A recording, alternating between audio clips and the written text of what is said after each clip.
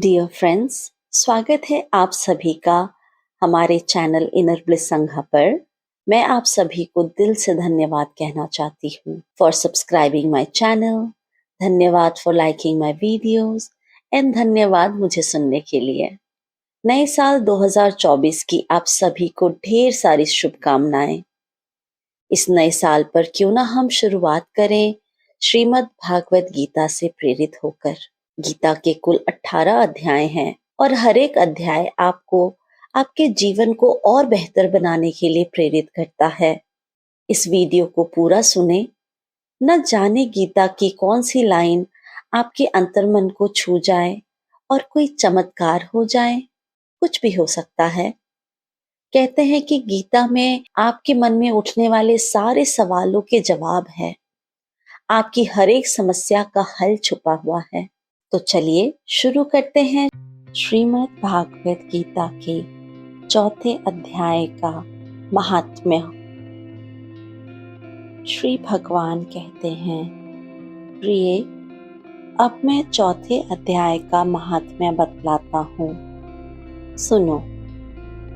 भागीरथ के तट पर वाराणसी नाम की एक पुरी है। वहाँ विश्वनाथ जी के मंदिर में भरत नाम के एक योगी निष्ठ महात्मा रहते थे, जो प्रतिदिन आत्मचिंतन में तत्पर हो आदर पूर्वक गीता के चतुर्थ अध्याय का पाठ किया करते थे। उनके अभ्यास से उनका अंतःकरण निर्मल हो गया था। वे शीत उष्ण आदि द्वंद्वों से कभी व्यथित नहीं होते थे। एक समय की बात है, वे तपोधन नगर की सीमा में स्थित देवताओं का दर्शन करने की इच्छा से भ्रमण करते हुए नगर से बाहर निकल गए। वहां बेर के 2 वृक्ष थे। उन्हीं की जड़ में विश्राम करने लगे। एक वृक्ष की जड़ में उन्होंने अपना मस्तक रखा था और दूसरे वृक्ष के मूल में उनका एक पैर टिका हुआ था। थोड़ी देर बाद जब वे तपस्वी चले गए, तब बेर के वे दोनों वृक्ष 5-6 दिन के भीतर सूख गए। उनमें पत्ते और डालियां भी नहीं रहीं। तत्पश्चात वे दोनों वृक्ष कहीं ब्राह्मणों के पवित्र गृह में 2 कन्याओं के रूप में उत्पन्न हुए। वे दोनों कन्याएं जब बढ़कर 7 वर्ष की हो गईं, तब एक दिन उन्होंने दूसरे देशों में घूमकर आते हुए भरत मुनि को देखा। उन्हें देखते ही वे दोनों उनके चरणों में पड़ गईं और मीठी वाणी में बोली, हे मुने, आपकी ही कृपा से हम दोनों का उद्धार हुआ है। हमने बेर की योनि त्याग कर मानव शरीर प्राप्त किया है। उनके इस प्रकार कहने पर मुनि को बड़ा विस्मय हुआ। उन्होंने पूछा, पुत्रियों, मैंने कब और किस साधन से तुम्हें मुक्त किया था? साथ ही यह भी बताओ कि तुम्हारे बेर के वृक्ष होने में क्या कारण था, क्योंकि इस विषय में मुझे कुछ भी ज्ञात नहीं है। तब वे कन्याएं पहले अपने बेर हो जाने का कारण बतलाती हुई बोली, हे मुने, गोदावरी नदी के तट पर छिन्नपाप नाम का एक उत्तम तीर्थ है, जो मनुष्यों को पुण्य प्रदान करने वाला है। वह पावनता की चरम सीमा पर पहुंचा हुआ है। उस तीर्थ में सत्य तपा नामक एक तपस्वी बड़ी कठोर तपस्या कर रहे थे। वे ग्रीष्म ऋतु में प्रज्वलित अग्नियों के बीच में बैठते थे। वर्षा काल में जल की धाराओं से उनके मस्तक के बाल सदा भीगे रहते थे तथा जाड़े के समय जल में निवास करने के कारण उनके शरीर में हमेशा रोंगटे खड़े रहते थे।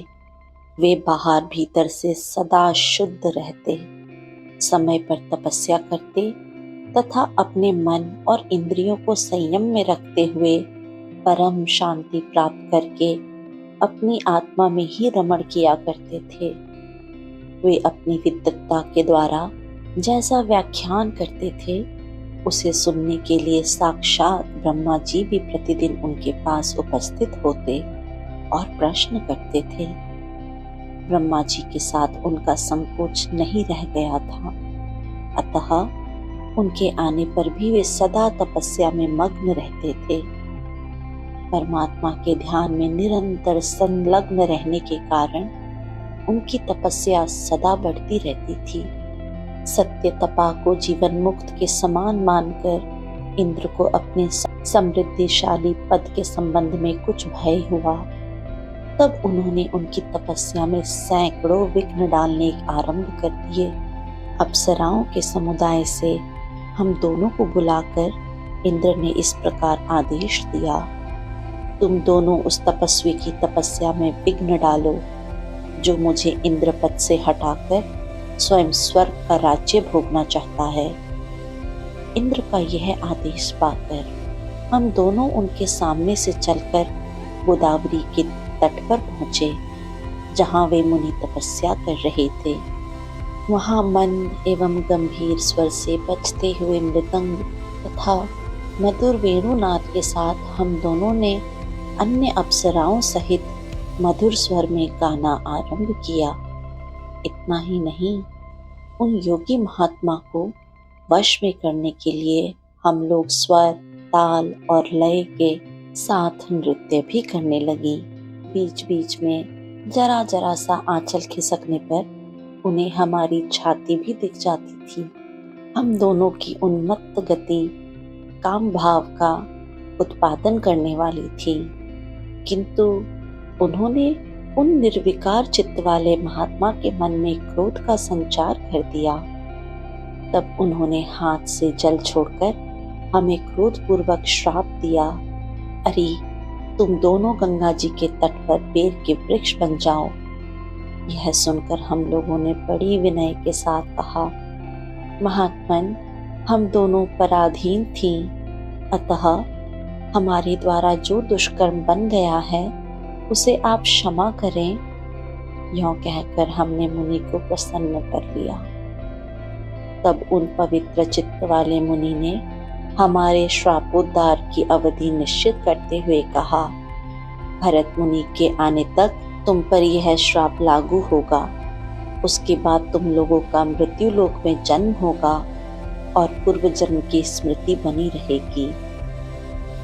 मुने, जिस समय हम दोनों बेर वृक्ष के रूप में खड़ी थीं, उस समय आपने हमारे समीप आकर गीता के 4 अध्याय का जप करते हुए हमारा उद्धार किया था, अतः हम आपको प्रणाम करती हैं।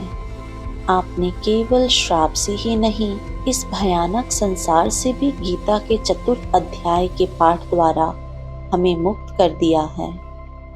श्री भगवान कहते हैं, उन दोनों के इस प्रकार कहने पर मुनि बहुत ही प्रसन्न हुए और उनसे पूजित होकर विदा लेकर जैसे आए थे वैसे ही चले गए, तथा वे कन्याएं भी बड़े आदर के साथ प्रतिदिन गीता के 4 अध्याय का पाठ करने लगी, जिससे उनका उद्धार हो गया।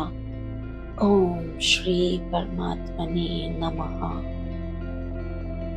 श्रीमद् भागवत गीता का 4था अध्याय, ज्ञान कर्म संन्यास योग।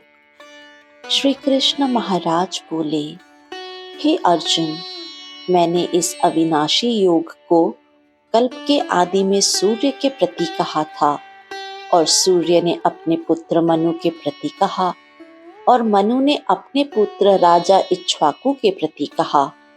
इस प्रकार परंपरा से प्राप्त हुए इस योग को राज ऋषियों ने जाना, परंतु हे अर्जुन, वह योग बहुत काल से इस पृथ्वी लोक में लोप हो गया था। वो ही ये पुरातन योग अब मैंने तेरे लिए वर्णन किया है, क्योंकि तू मेरा भक्त और प्रिय सखा है। इसीलिए यह योग बहुत उत्तम और रहस्य अर्थात अति मर्म का विषय है। इस प्रकार भगवान श्री कृष्ण चंद्र महाराज के वचन सुनकर अर्जुन ने पूछा, हे भगवान, आपका जन्म तो आधुनिक अर्थात अब हुआ है और सूर्य का जन्म बहुत पुराना है। इसीलिए इस युग को कल्प के आदि में आपने कहा था, ये मैं कैसे जानूं? इस पर श्री कृष्ण महाराज बोले, हे अर्जुन, मेरे और तेरे बहुत से जन्म हो चुके हैं, परंतु हे परंतप, उन सबको तू नहीं जानता है और मैं जानता हूँ। मेरा जन्म प्राकृतिक मनुष्यों के सदृश नहीं है। मैं अविनाशी स्वरूप, अजन्मा होने पर भी, सब भूत प्राणियों का ईश्वर होने पर भी अपनी प्रकृति को अधीन करके योग माया से प्रकट होता हूँ। हे भारत, जब जब धर्म की हानि, अधर्म की वृद्धि होती है, तब तब मैं ही अपने रूप को रचता हूँ, अर्थात प्रकट होता हूँ। क्योंकि साधु पुरुषों का उद्धार करने के लिए और दूषित कर्म करने वालों का नाश करने के लिए, धर्म स्थापना करने के लिए युग युग में मैं प्रकट होता हूँ। इसीलिए हे अर्जुन, मेरा वो जन्म और कर्म दिव्य अर्थात अलौकिक हैं। इस प्रकार जो पुरुष मुझे तत्व से जानता है, वह शरीर को त्याग कर फिर दोबारा जन्म को प्राप्त होता नहीं, किंतु मुझे ही प्राप्त होता है। हे अर्जुन, पहले भी राग, भय और क्रोध से रहित अनन्य भाव से मेरे में स्थिति वाले मेरे शरण हुए बहुत से पुरुष ज्ञान रूप तप से पवित्र हुए मेरे स्वरूप को प्राप्त हो चुके हैं। क्योंकि हे अर्जुन, जो मेरे को जैसे भजते हैं, मैं भी उनको वैसे ही भजता हूँ। इस रहस्य को जानकर ही बुद्धिमान मनुष्यगण सब प्रकार से मेरे मार्ग के अनुसार बरतते हैं। जो मेरे को तत्व से नहीं जानते हैं, वे पुरुष इस मनुष्य लोक में कर्मों के फल को चाहते हुए देवताओं को पूजते हैं और उनके कर्मों से उत्पन्न हुई सिद्धि भी शीघ्र ही होती है, परंतु उनको मेरी प्राप्ति नहीं होती। इसीलिए तू मेरे को ही बस सब प्रकार से भज। हे अर्जुन, गुण और कर्मों के विभाग से ब्राह्मण, क्षत्रिय, वैश्य और शूद्र मेरे द्वारा रचे गए हैं। उनके कर्ता को भी मुझ अविनाशी परमेश्वर को तू अकर्ता ही जान, क्योंकि कर्मों के फल में मेरी स्पृहा नहीं है। इसीलिए मेरे कर्म लिपायमान नहीं रहते। इस प्रकार जो मेरे को तत्व से जानता है, वह भी कर्मों से नहीं बंधता है, तथा पहले होने वाले मुमुक्षु पुरुषों द्वारा भी इस प्रकार जानकर ही कर्म किया गया है। इससे तू भी पूर्वजों द्वारा सदा से किए हुए कर्म को ही कर। परंतु कर्म क्या है और अकर्म क्या है, ऐसे इस विषय में बुद्धिमान पुरुष भी मोहित हैं। इसीलिए मैं वह कर्म अर्थात कर्मों का तत्व तेरे लिए अच्छी प्रकार कहूँगा कि जिसको जानकर तू अशुभ अर्थात संसार बंधन से छूट जाएगा। कर्म का स्वरूप भी जानना चाहिए और अकर्म का स्वरूप भी जानना चाहिए, तथा निषिद्ध कर्म का स्वरूप भी जानना चाहिए, क्योंकि कर्म की गति बहुत गहन है। जो पुरुष कर्म में अर्थात अहंकार रहित की हुई संपूर्ण चेष्टाओं में अकर्म अर्थात वास्तव में उनका न होना देखें, और जो पुरुष अकर्म में अर्थात अज्ञानी पुरुष द्वारा किए हुए संपूर्ण क्रियाओं के त्याग में भी कर्म को अर्थात त्याग रूप क्रिया को देखें, वह पुरुष मनुष्यों में बुद्धिमान है और वह योगी संपूर्ण कर्मों का करने वाला है। हे अर्जुन, जिसके संपूर्ण कार्य कामना और संकल्प से रहित हैं, ऐसे उस ज्ञानवान अग्नि द्वारा भस्म हुए कर्मों वाले पुरुषों को ज्ञानी जन भी पंडित कहते हैं। जो पुरुष सांसारिक आश्रय से रहित सदा परमानंद परमात्मा में तृप्त है, वह कर्मों के फल और संग अर्थात कृतित्व अभिमान को त्याग कर कर्म में अच्छी प्रकार बरतता हुआ भी कुछ भी नहीं करता। जीत लिया है जिसने अपना अंतःकरण और शरीर जिसने त्याग दी है संपूर्ण भोगों की सामग्री, ऐसा आशा रहित पुरुष केवल शरीर संबंधी कर्म को करता हुआ भी पाप को नहीं प्राप्त होता है। अपने आप जो कुछ आकर प्राप्त हो उसमें ही संतुष्ट रहने वाला और हर्ष शोकादि द्वंद्वों से अतीत हुआ तथा मत्सरता अर्थात ईर्ष्या से रहित सिद्धि और असिद्धि में समत्व भाव वाला पुरुष कर्मों को करके भी नहीं बंधता है, क्योंकि आसक्ति से रहित ज्ञान में स्थित हुए चित्त वाले यज्ञ के लिए आचरण करते हुए मुक्त पुरुष के संपूर्ण कर्म नष्ट हो जाते हैं।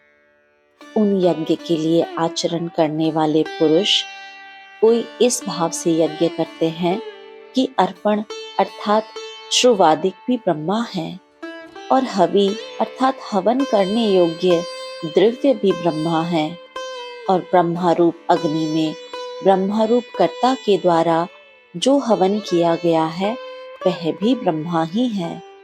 इसीलिए ब्रह्मारूप कर्म से समाधिष्ट हुए उस पुरुष द्वारा जो प्राप्त होने यज्ञ है वह भी ब्रह्मा ही है।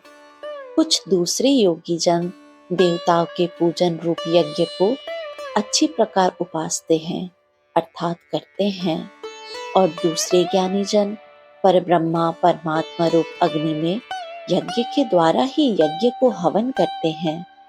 अन्य योगी जन शूद्रादिक सब इंद्रियों को संयम अर्थात स्वाधीनता रूप अग्नि में हवन करते हैं अर्थात इंद्रियों को विषयों से रोककर अपने वश में कर लेते हैं और दूसरे योगी लोग शब्दादिक विषयों को इंद्रिय रूप अग्नि में हवन करते हैं अर्थात राग द्वेष रहित इंद्रियों द्वारा विषयों को ग्रहण करते हुए भी भस्म रूप करते हैं।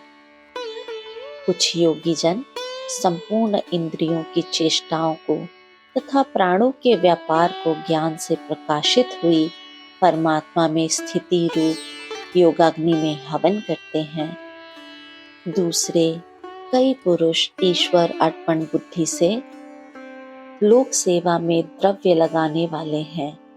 वैसे ही कई पुरुष स्वधर्म पालन रूप तप यज्ञ को करने वाले हैं और कई अष्टांग योग रूप यज्ञ को करने वाले हैं और दूसरे अहिंसादि तीक्ष्ण व्रतों से युक्त यत्नशील पुरुष भगवान के नाम का जप तथा भगवत्ता प्राप्ति विषयक शास्त्रों का अध्ययन रूप ज्ञान यज्ञ के करने वाले हैं।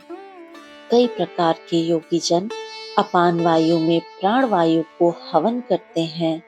वैसे ही अन्य योगी जन प्राणवायु में अपान वायु को हवन करते हैं तथा अन्य योगी जन प्राण और अपान की गति को रोककर प्राणायाम के परायण होते हैं। दूसरे नियमित आहार करने वाले योगी जन प्राणों को प्राणों में ही हवन करते हैं। इस प्रकार यज्ञों द्वारा अपने पापों को नाश करने वाले पुरुष यज्ञों को जानने वाले हैं। हे कुरुश्रेष्ठ अर्जुन, यज्ञों के परिणाम रूप ज्ञान अमृत को भोगने वाले योगी जन सनातन पर ब्रह्म परमात्मा को प्राप्त होते हैं और यज्ञ रहित पुरुष को यह मनुष्य लोक भी सुखदायक नहीं है। फिर पारलौकिक कैसे सुखदायक होगा? ऐसे बहुत प्रकार के यज्ञ वेद की वाणी में विस्तार किए गए हैं।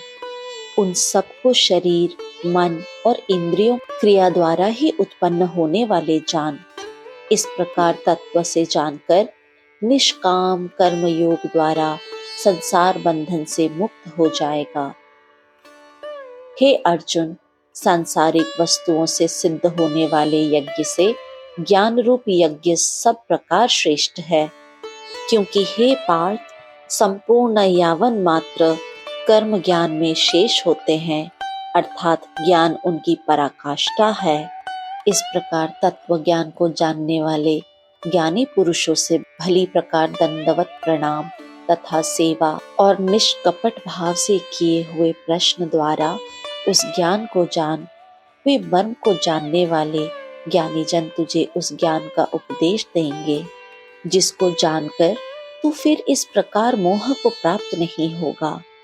हे अर्जुन, ज्ञान के द्वारा सर्वव्यापी अनंत चेतन रूप हुआ अपने अंतर्गत समष्टि बुद्धि के आधार संपूर्ण भूतों को देखेगा और उसके उपरांत मेरे में अर्थात सच्चिदानंद स्वरूप एकाकी भाव हुआ सच्चिदानंदमय ही देखेगा। यदि तू सब पापियों से भी अधिक पाप करने वाला है तो भी ज्ञान रूप नौका द्वारा निसंदेह संपूर्ण पापों को अच्छी प्रकार तर जाएगा। हे अर्जुन, जैसे प्रज्वलित अग्नि ईंधन को भस्ममय कर देता है, वैसे ही ज्ञान रूप अग्नि संपूर्ण कर्मों को भस्ममय कर देता है। इसीलिए इस संसार में ज्ञान के समान पवित्र करने वाला निसंदेह कुछ भी नहीं है। उस ज्ञान को कितने ही काल से अपने आप समत्व बुद्धि रूप योग के द्वारा अच्छी प्रकार शुद्धांतःकरण हुआ पुरुष आत्मा में अनुभव करता है। हे अर्जुन, जितेंद्रिय तत्पर हुआ श्रद्धावान पुरुष ज्ञान को प्राप्त होता है। ज्ञान को प्राप्त होकर तत्क्षण भगवत्ता प्राप्ति रूप परम शांति को प्राप्त हो जाता है। हे अर्जुन, भगवद आदि विषयों को न जानने वाला तथा श्रद्धा रहित और संशय युक्त पुरुष परामर्थ से भ्रष्ट हो जाता है। उनमें भी संशय युक्त पुरुष के लिए तो ना सुख है और ना यह लोक है, ना परलोक है, अर्थात यह लोक और परलोक दोनों ही उसके लिए भ्रष्ट हो जाते हैं। हे धनंजय, जिसने समत्व बुद्धि रूप योग द्वारा भगवद अर्पण कर दिए हैं, जिसने संपूर्ण कर्म ज्ञान द्वारा नष्ट कर दिए हैं और अपने संशयों को तिरोहित कर दिए हैं, ऐसे परमात्मा परायण पुरुष को कर्म नहीं बांधते हैं। इससे हे भरतवंशी अर्जुन, तू समत्व बुद्धि रूप योग में स्थित हो और अज्ञान से उत्पन्न हुए हृदय में स्थित इस अपने संशय को ज्ञान रूप तलवार द्वारा छेदन करके युद्ध के लिए खड़ा हो। श्रीमद् भागवत गीता अध्याय 4 ज्ञान कर्म संन्यास योग संपूर्ण।